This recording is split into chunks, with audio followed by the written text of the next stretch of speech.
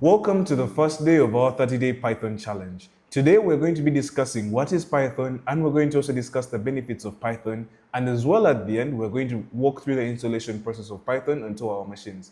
So you might be asking yourself, what is Python? Well, Python is a high-level interpreted programming language that was originally created in 1991 for its simple syntax and readability. It can be used to create a variety of simple programs and simple scripts like those used by Google and NASA. And from that brief introduction, I'm pretty sure we can now discuss the benefits of Python.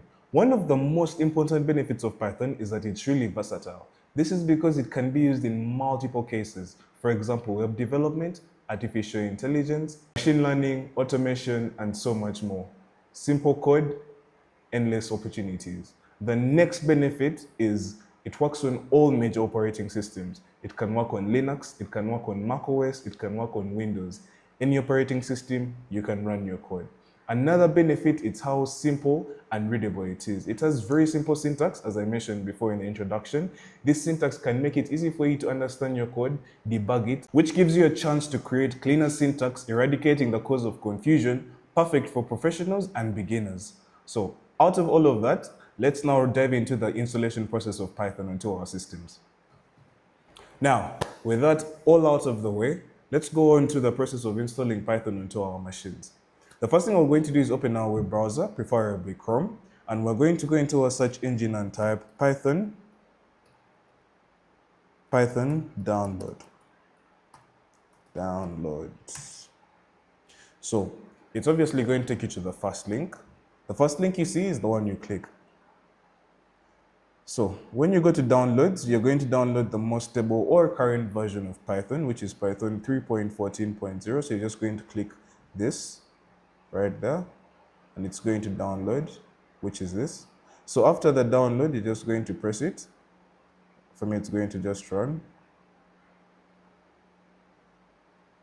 I already have Python installed on my system, but it's just once you get the setup menu for the Python, you're just going to click the already default selection they've selected for you, and you're just going to wait until the installation process is finished. So as you wait for the installation process to finish, we're just going to get a cup of coffee.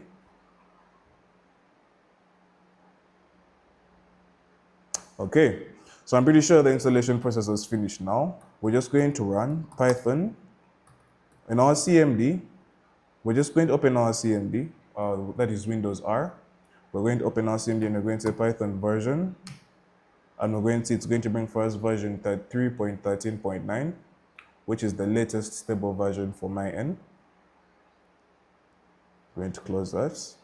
And then the next thing that we're going to download is we're going to go and download Thony, which is a simple text editor which is going to help us run our Python script.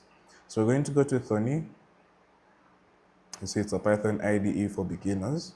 And we're going to download the Windows version, which is right here. So here we have different official Windows versions. So we're going to download the first one, which is the 64-bit. As you can see here, it's highlighted, recommended for you. We're going to install that. And the installation process has been complete. We're going to open. It says done. After successfully downloading Python and Thony onto our devices, if you want the full Python exercise, please go visit our YouTube channel, subscribe, like, leave a comment, and I'll catch you on the next one.